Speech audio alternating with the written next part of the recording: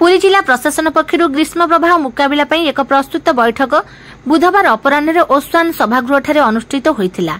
आभासी माध्यम अनुष्ठित यह बैठक में आवासिक कार्यालय जिलापाल सिद्धार्थ शंकर स्वाई अध्यक्षता करी ग्रीष्म प्रवाहर मुकाबला समस्त विभाग विगत वर्ष मान प्रस्तुत रहा परामर्श देते। विशेषकर जनसाधारण को सतर्क और सचेतन करने स्वास्थ्य, पानीय जल, विद्युत, श्रम, परिवहन, पशु संपद और कृषि इत्यादि विभाग उपयुक्त पदक्षेप ग्रहण करने को निर्देश देते। सरकार ओएसआरसी धार्य करथिबा मार्गदर्शिका को सठिक भाव अनुपालन करने, प्रत्येक चिकित्सालय अंशुघात चिकित्सा व्यवस्था रखा, समस्त नलकूप मरामती, जलछत्र व्यवस्था करने, पशुपक्षी मानक पई पानीय जलपात्र व्यवस्था, शिक्षानुष्ठान, अंगनवाड़ी केन्द्र, यात्री परिवहन गाड़ी और श्रमिक मानक पई धार्य समय निर्घंट को अनुपालन करने को श्री स्वाई परामर्श देते।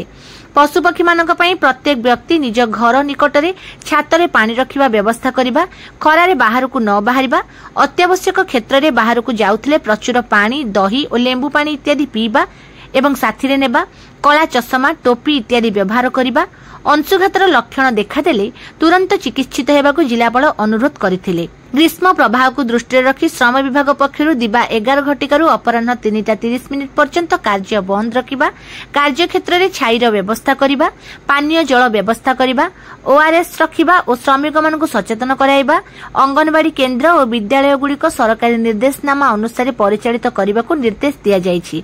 एही बैठक में अतिरिक्त जिलापाल प्रशासन शरद चंद्र बेहेरा, प्रोटोकॉल नीलमाधव भोई, जिला परिषद मुख्य उन्नयन अधिकारी प्रियरंजन पृष्टि, पौर निर्वाही अधिकारी अभिमन्यु बेहेरा, अन्य जिला स्तरीय अधिकारी उपस्थित थिले।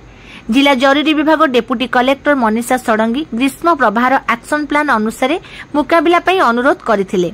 आभासी माध्यम प्रत्येक ब्लॉक रे बीडीओ, तहसीलदार, विज्ञापित अंचल परिषदर कार्यनिर्वाही अधिकारी, अन्य अधिकारी और लाइन डिपार्टमेंट अधिकारी माने जोग देथिले।